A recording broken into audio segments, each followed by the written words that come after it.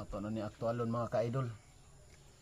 Ang service plug mga ka-idol, ang isa ani ito pong puniton, ang isa pod sa valve ani, ang isa ni para di mo maglibog, isa ani, isa pod ani service plug. Yeah.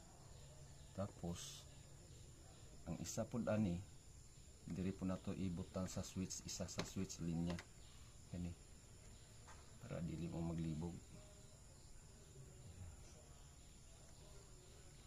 Tapos ang isa na mampud ani sa switch sa iyang neutral, line neutral niya is diiri sa isa ka bulb, kani nga bulb kani paulahi lang sa nato ni kani isa ka bulb mga idol aron di mo maglibog, isa-isahon lang sa nato.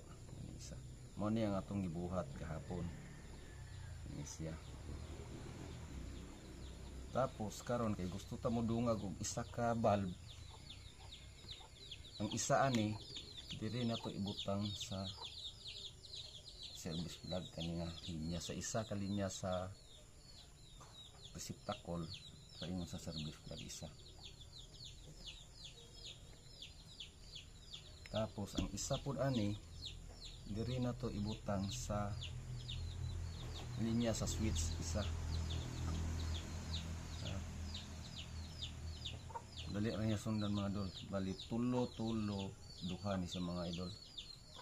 Duha, tulo nga couple. Ano na siya mga ka-idol. Ngayon magalaw yung camera natin kasi pinatong lang natin. Ito na po mga ka-idol, service plug. Susubukan na po natin. At saka lagyan, huwag kalimutan lagyan ng bulb. Lagyan natin ng bulb, dalawang bulb.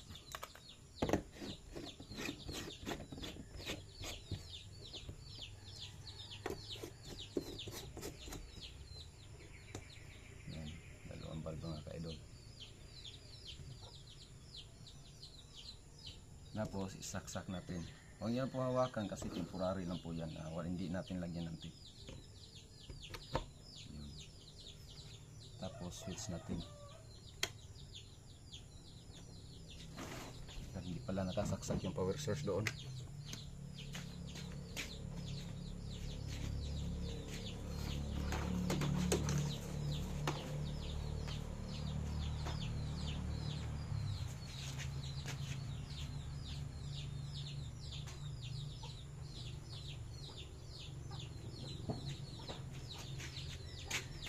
Ang mga ka-idol, nakasaksak na po yung power source natin. Tapos ay switch po natin. Dalawa po nag-iilaw mga ka-idol. Nag-iilaw po yung isa. Tapos po isa. Hindi nyo po yung gawing 10, 5. Kayo na po bahala kung ilang ilaw ang gusto nyo ilagay sa isang switch. Pwede po yan. Maski 10, maski 15 pwede po. Sige po mga ka-idol, sa susunod na po na ito nga kuan pagkikita, dadagdagan naman po natin, idagdagan natin na isang switch na po. Salamat mga ka-idol. Yan na po, salamat sa follow, sa pagtanaw na akong video mga ka-idol. Salamat.